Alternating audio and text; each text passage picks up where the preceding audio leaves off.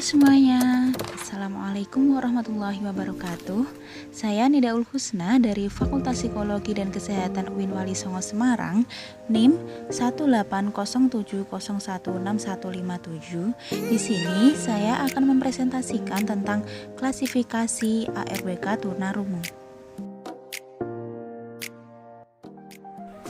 Tunarungu adalah individu yang memiliki hambatan dalam pendengaran, baik permanen maupun tidak permanen.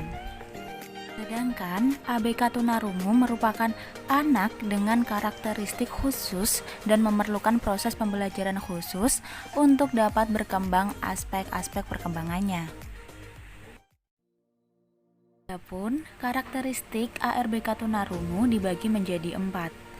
Yang pertama yaitu karakteristik berdasarkan bicara dan bahasa. Anak tunarungu adalah seseorang yang mengalami hambatan bicara sehingga membutuhkan latihan atau pembelajaran secara khusus.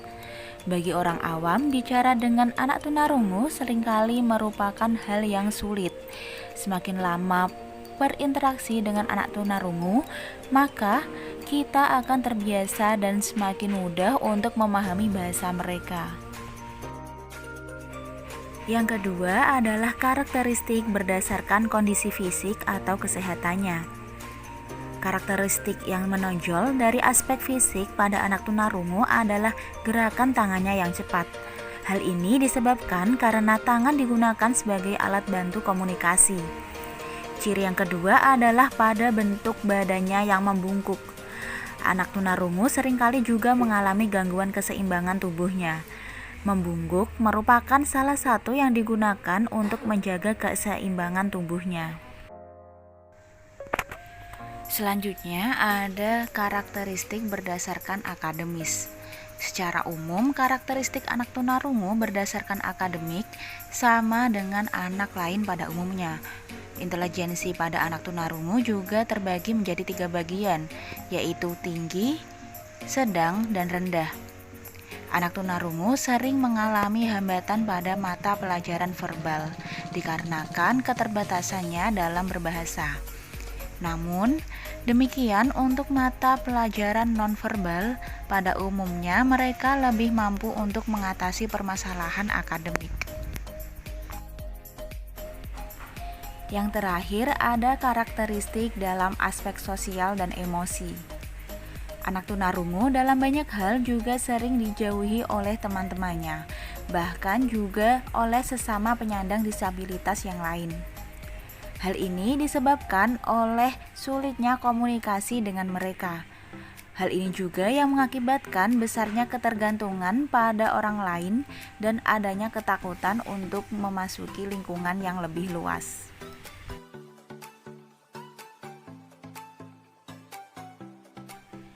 International Organization for Standardization atau biasa dikenal dengan ISO mengklasifikasikan gangguan pendengaran atau ketulian menjadi beberapa derajat. Adapun klasifikasi tunarungu berdasarkan tingkat gangguan pendengaran adalah yang pertama adalah gangguan pendengaran sangat ringan, yaitu 26 sampai 40 desibel. Orang dengan gangguan pendengaran ringan masih mampu untuk mendengarkan percakapan dalam jarak 1 meter, namun hanya jika kondisi sekitarnya sepi. Meskipun terkadang beberapa kata tidak bisa didengar. Dengan kondisi demikian, maka orang dengan gangguan pendengaran ringan sudah tidak bisa mendengar percakapan dalam kondisi agak ramai. Penderita juga sudah mulai kesulitan mengidentifikasikan sumber suara. Meskipun pada frekuensi tertentu masih dapat mendengarkan bunyi-bunyian dengan baik. Yang kedua ada gangguan pendengaran sedang, yaitu 41 sampai 60 desibel. Bagi orang dengan gangguan pendengaran sedang, percakapan yang dilakukan dengan jarak 1 meter sudah tidak dapat didengar dengan baik, meskipun dalam kondisi sepi. Namun, pada frekuensi tertentu, ia masih dapat mendengar bunyi-bunyian. Hanya saja dengan intensitas suara yang lebih keras daripada biasanya. Yang ketiga ada gangguan pendengaran berat yaitu 61 sampai 90 desibel. Orang dengan gangguan pendengaran berat sudah tidak dapat mendengar sama sekali percakapan yang dilakukan dalam jarak 1 meter. Meskipun sumber suara sudah dikeraskan melebihi suara percakapan normal atau standar. Untuk beberapa frekuensi tertentu, penderita masih mampu mendengarkan bunyi-bunyian, namun harus dengan intensitas yang sangat keras, seperti suara riuh tepuk tangan yang sangat keras sekali. Yang terakhir ada gangguan pendengaran ekstrim atau tuli, yaitu di atas 91 desibel. Orang dengan gangguan pendengaran sangat berat sudah tidak mampu mendengar suara pada semua kondisi tadi sama sekali. Sehingga dalam percakapan sehari-hari, penderita harus mampu membaca gerakan bibir untuk membantunya dalam berkomunikasi. Gangguan pendengaran dalam rentang 20 hingga 60 desibel termasuk dalam kategori gangguan pendengaran kondusif yang sifatnya sementara dan masih bisa diobati. Sedangkan gangguan pendengaran dengan lebih dari 90 desibel termasuk dalam kategori gangguan pendengaran sensori neural yang tidak bisa disembuhkan atau bisa dikatakan tuli atau deaf. Penderita dengan tingkat gangguan pendengaran sedang hingga sangat berat memerlukan solusi untuk pendengarannya, minimal dengan memanfaatkan alat bantu dengar. Berdasarkan saat terjadinya, ketunarunguan dapat diklasifikasikan sebagai berikut. Yang pertama yaitu ketunarunguan prabahasa atau prelingual deafness, yaitu kehilangan pendengaran yang terjadi sebelum kemampuan bicara dan bahasa berkembang. Yang kedua ada ketunarunguan pasca bahasa atau postlingual deafness, yaitu kehilangan pendengaran yang terjadi beberapa tahun setelah kemampuan bicara dan bahasa berkembang. Selanjutnya, berdasarkan letak gangguan pendengaran secara anatomis, ketunarunguan dapat diklasifikasikan sebagai berikut. Yang pertama ada tunarungu tipe konduktif, yaitu kehilangan pendengaran yang disebabkan oleh terjadinya kerusakan pada telinga bagian luar dan tengah yang berfungsi sebagai alat konduksi atau pengantar getaran suara menuju telinga bagian dalam.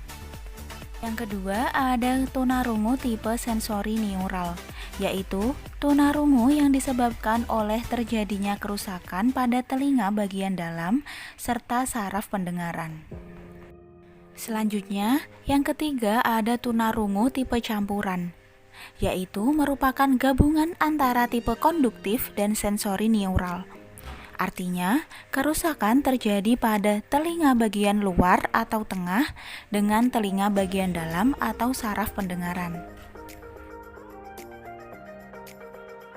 Sedangkan yang terakhir yaitu berdasarkan etiologi atau asal-usulnya, ketunarunguan diklasifikasikan menjadi dua. Yang pertama yaitu tunarungu endogen, yaitu tunarungu yang disebabkan oleh faktor genetik. Yang kedua ada tunarungu eksogen, yaitu ketunarunguan yang disebabkan oleh faktor non-genetik. Berdasarkan karakteristik dan hambatan yang dimiliki oleh ABK memerlukan bentuk pelayanan pendidikan khusus yang disesuaikan dengan kemampuan dan potensi mereka. Contohnya seperti tunarungu berkomunikasi menggunakan bahasa isyarat. Individu tunarungu cenderung kesulitan dalam memahami konsep dari sesuatu yang abstrak. Meskipun dengan keterbatasan tersebut, anak penyandang tunarungu juga berhak mendapatkan pengajaran yang layak supaya perkembangannya dan pertumbuhannya dapat berjalan dengan baik, terutama perkembangan gerak atau psikomotornya.